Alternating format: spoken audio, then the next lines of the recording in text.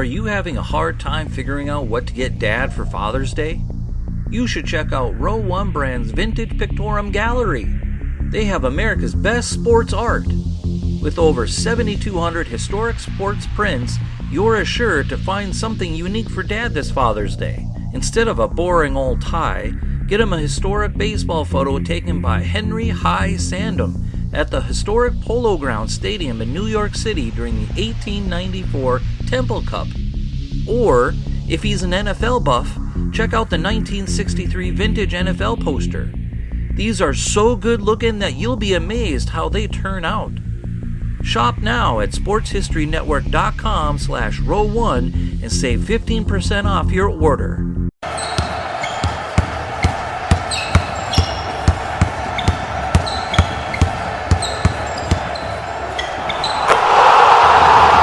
This is Basketball History 101 with Rick Loayza. Welcome back to Basketball History 101, part of the Sports History Network. I am your host, Rick Loayza. This is the podcast where we bring to life some of the forgotten stories from basketball history. And today, we are going to talk about one of the most complicated figures in basketball history. Today is actually the first part of our first two-part series.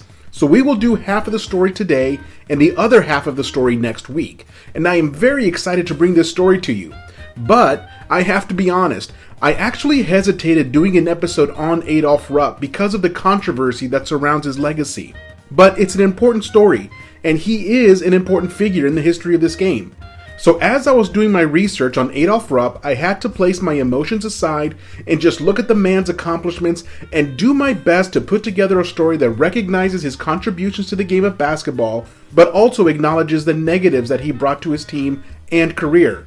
My goal here is to provide as balanced of a story as I could. So let's jump right into the story. He was born on September 2nd, 1901 in Kansas, only 10 years after the game was invented. He was born into a farming family of modest means. He was afforded the opportunity to play a number of different sports, his favorite, of course, being basketball. On the farm, they attached a ring to a tool shed and practiced shooting using a feed sack stuffed with rags. And since there was no bounds to the sack full of rags, they could not practice their dribbling. They had to pass and shoot only. But this is how he and his older brother started learning the game. As a kid, he practically ran his youth team since none of the adults in town knew how to coach this game. Again, the game had only been invented in the previous decade. There was virtually nobody who could really claim to be an expert in basketball. But by simple trial and error, young Adolph learned what worked and what didn't work, and made sure that his team did the things that worked. Even at a young age, he was already displaying the mind and leadership of a great coach. As a teenager, he played basketball for Halstead High School, where he played sparingly during his first 2 years. He traveled to school from his family's farm each day in a horse-drawn carriage. By his third year, he was a starter and started to earn a reputation as one of the stronger players in the area. During his fourth and final year of high school, he was named team captain by his teammates, and he also served as the coach. You see, the coach they did have left to enlist into the military at the start of World War I. The school had no other male faculty members. So Rupp ran the team himself. He was a star of the team that year, averaging over 19 points a game, and was also a star on the football team. And when all that was done, it was time to go to university, where he ended up at the University of Kansas, where his life would change. There, he met two of the most influential men integral to the development of the game. The first was Dr. James Naismith, the inventor of the game. After inventing the game in Massachusetts, Dr. Naismith had moved to Kansas and had taken a teaching position at the University of Kansas. In an effort to help spread the game, Dr. Naismith started the basketball program at the University of Kansas and served as its first coach. By the time that Rupp arrived, Naismith was no longer the coach and just a regular faculty member, but he still hung around the basketball team offering guidance and advice. Rupp would develop a real bond with Naismith that lasted until Naismith's death in 1939. And I've got to be honest, this blew my mind. I mean, the guy was actually friends with Naismith. I mean, wow. The other man that had a huge influence on Rupp was the best player that Naismith had ever coached at Kansas, and that man was now serving as the current head coach when Rupp arrived on campus. That man was Forrest Phog Allen, the father of basketball coaching. Allen was one of the very first people to approach basketball systematically. He developed a concept of the fundamentals and how to drill those fundamentals in practice sessions to help the players improve. He developed plays and an offensive and defensive system. He brought structure to the game, where no structure had previously existed. This was an incredible development for the game, and others quickly began to copy his method. And Allen's approach to the game started to become the standard for all coaches.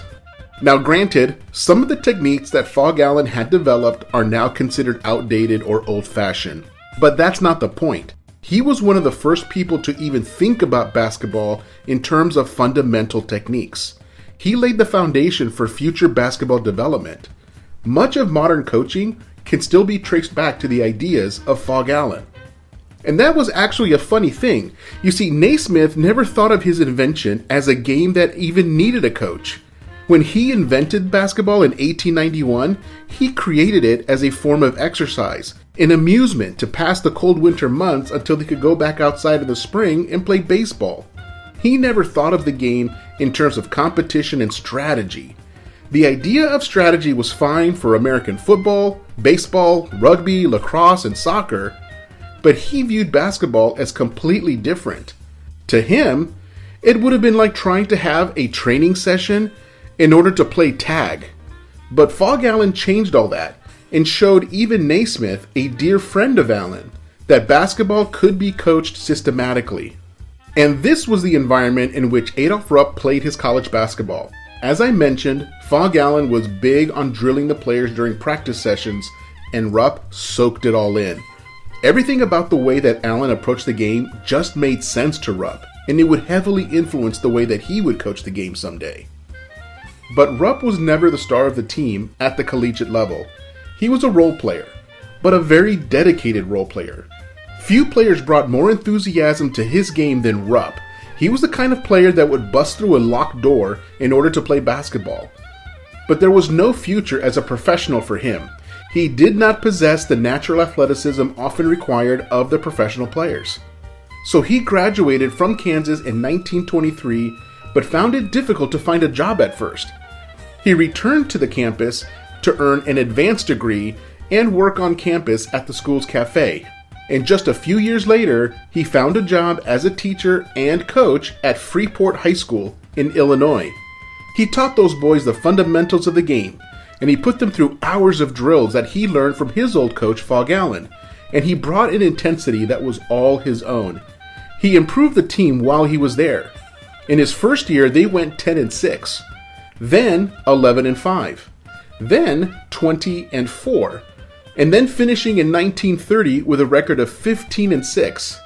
While he loved coaching basketball, he was starting to have thoughts of putting his degrees to work and became an administrator in the school system, because administrators made a lot more money than coaches did. But, as luck would have it, that's when someone would recommend him for the new opening at the University of Kentucky. That someone was Craig Ruby, who was the head coach at the University of Illinois, not far from where Rupp was coaching the Freeport team. Based on Ruby's observations of Rupp, he called the University of Kentucky and asked them to consider Rupp to be their new head coach.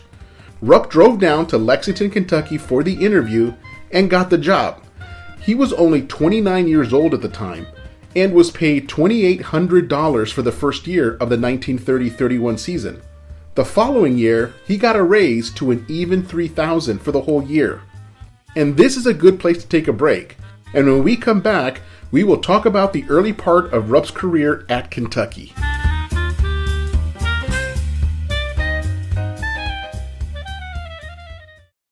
This podcast is part of the Sports History Network, your headquarters for the yesteryear of your favorite sport. You can learn more at sportshistorynetwork.com. Okay, we're back, and let's continue on with our story on Adolph Rupp and the early part of his time as the head coach at the University of Kentucky. Rupp was a man of vision and leadership. He had a vision that the University of Kentucky would be one of the premier basketball programs in the nation. At the time, there was no national championship tournament. Most university-level teams only played games within their region of the country, since flying on an airplane was still prohibitively expensive. But basically, most teams only traveled as far as a bus could reasonably take them. Another hindrance that Rupp had was that the university was not giving out scholarships yet. That was something for the future. So any player that he went after would still have to pay full tuition to be a student at the school. For those of you not that familiar with how athletic scholarships work, it's quite simple. When a university is trying to convince a great player to play for their team, they give that player a scholarship which pays for all of their fees related to attending the university. They can live in university housing for free, eat at the cafeteria for free, all their books are free, and of course, the classes are free as well. This allows any athletes who would otherwise not be able to afford a university education to still attend a university and earn a degree. The only condition is that the player has to continue to play for the team as part of the scholarship agreement. So with his task set before him to try to make Kentucky a premier team, he began drilling his players with even more intensity than when he coached at the high school level. And the effect was immediate. The improvement was noticeable almost overnight. His teams were always prepared, well drilled in the fundamentals of dribbling, passing, and shooting, and conditioned to run an up-tempo style of play. But with no national championship tournament, it was difficult to tell how good they really were. But as I mentioned before, few schools at the time played outside their region of the country. Kentucky is located in the part of the United States known as the South. In reality, it's in the southeastern part of the country as opposed to the southwestern part of the country. But Rupp would regularly take his team outside of their region into the northern part of the country to play in Ohio and Illinois, and of course his favorite place, New York City. It was actually on a trip to New York in 1935 to play New York University that he suggested to a group of reporters that a national tournament should be organized to take the best teams from each region of the country and find out who was really number one. Just 4 years later, it happened. In 1939, the first national tournament was held, and the University of Oregon won that first national championship. Over the next several years, Kentucky continued to play some of the best teams in the country and fared well. Now, they didn't win every single game, but they won enough to be considered one of the best teams in the country. Kentucky and Coach Rupp were on their way to prominence as a formidable basketball powerhouse. As the pages of the calendar turned to the mid-1940s, Rupp was able to put together some of the best teams he had ever coached. A number of soldiers were returning from World War II, so now there was a major influx of talent, and it was mature talent. Many of these former soldiers were already in their early to mid-20s when they arrived on campus, not the typical 18-year-old that came to Kentucky straight from high school. These players had already matured on the battlefields of Europe and East Asia. There was little about a basketball game that would have made any of them nervous. So in 1948, Rupp finally broke through with his first national championship. The championship game was played in Madison Square Garden in New York, which was one of Rupp's favorite places, and he loved bringing his team there in order to show the city folk how good basketball could be played in his part of the country. And they defeated Baylor University from Texas by a score of 58-42. The team was led by Alex Groza at 20 points per game and Ralph Beard at just under 11 points per game. And they came back and did it again the following year in 1949. This time, they defeated Oklahoma A&M University 46-36 in a game played in Seattle, Washington. Again, they were led by Groza and Beard, who would both finish their college careers with that championship and then enter the NBA. After a year of rebuilding, they would win it again in 1951, making it 3 championships in 4 years. In 1951, they beat Kansas State University 68-58 in a game played in Minneapolis, Minnesota. That year, they were led by Cliff Hagan with 21 points per game and Frank Ramsey at 16 points per game. And both of those players would eventually be inducted into the Basketball Hall of Fame. But let me take a moment to go back to the 1948 and 1949 championships. Alex Groza would be drafted by the Indianapolis Olympians of the NBA, while Ralph Beard would be drafted by the Chicago Stags. But in a weird twist of fate, Beard would be traded to the Olympians immediately, so both Groza and Beard continued to play together, but this time as professionals on the Indianapolis Olympians. Groza would win the Rookie of the Year and be named an All-Star, and he was twice two-time All-NBA. Beard was also named an All-Star. By all reasonable expectations, the both of them should have gone on to have fantastic professional careers, as both displayed Hall of Fame potential. But their careers would only last 2 years at the professional level. And that's because it turned out that both of these players were shaving points during their time at the University of Kentucky. This means that both players were taking bribes to manipulate the scores of certain games in order to favor professional gamblers. This kind of activity is completely illegal in the United States and in most countries. When the NBA discovered this, they banned both players for life. And that is a whole story in itself, the famous basketball betting scandal of 1951. And if you want to hear more about that betting scandal, go and check out episode 14, where I go more in depth into that story. The revelation for Rupp that some of his former players had taken money to manipulate games was unbelievable. At first, he denied it. He was so sure that he was coaching players who were above that sort of thing.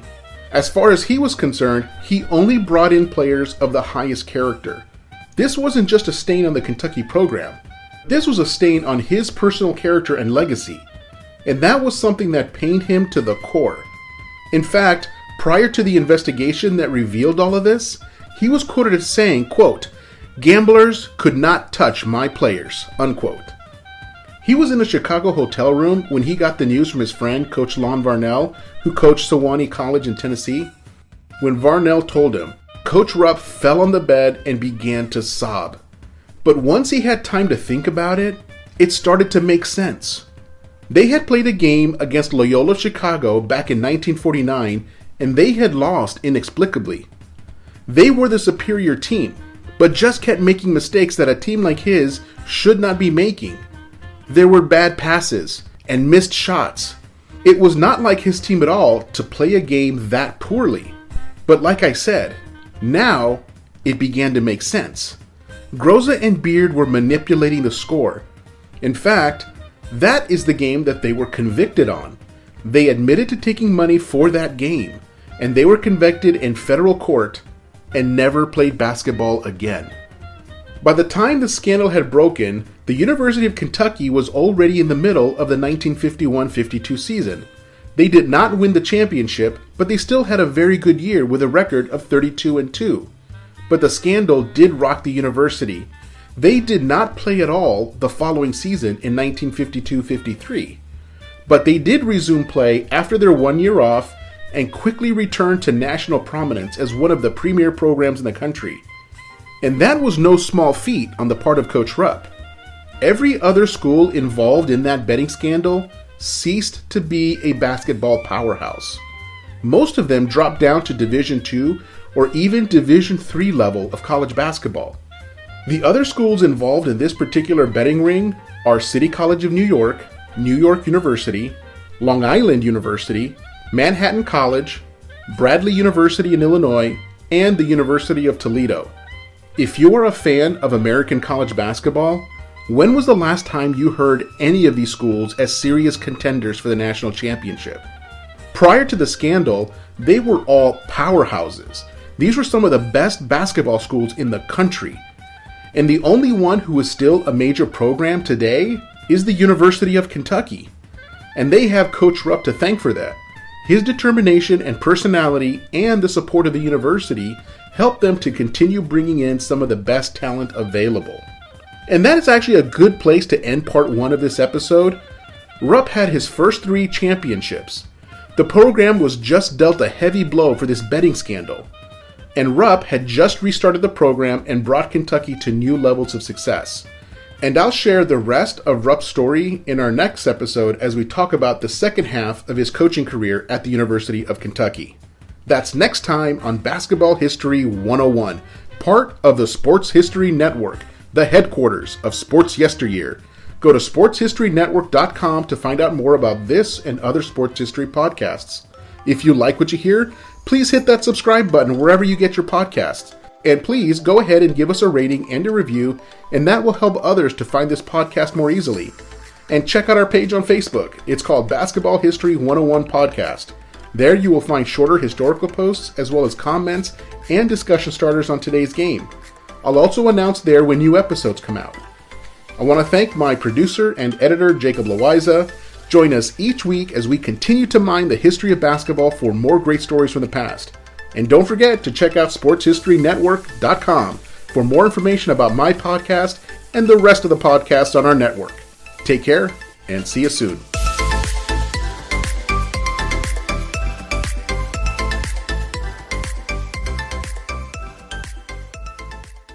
We here at the Sports History Network proudly partner with 26 podcasts, all revolving around the history of sports. But did you know that many of our hosts were sports history authors way before they started their shows? It's true. We've got Joe Ziemba, host of When Football Was Football, Joe Zagurski, host of Pro Football in the 1970s, Mark Morthier, host of Yesterday Sports, Tommy Phillips, host of Lombardi Memories, and Scott Adamson, co-host of From the 55-Yard Line. All these authors have many books for you to choose from. To check them out, go to our website at sportshistorynetwork.com/sportshistorybooks. Pick up your copy today. Soundtrack provided by Kevin MacLeod of filmmusic.io.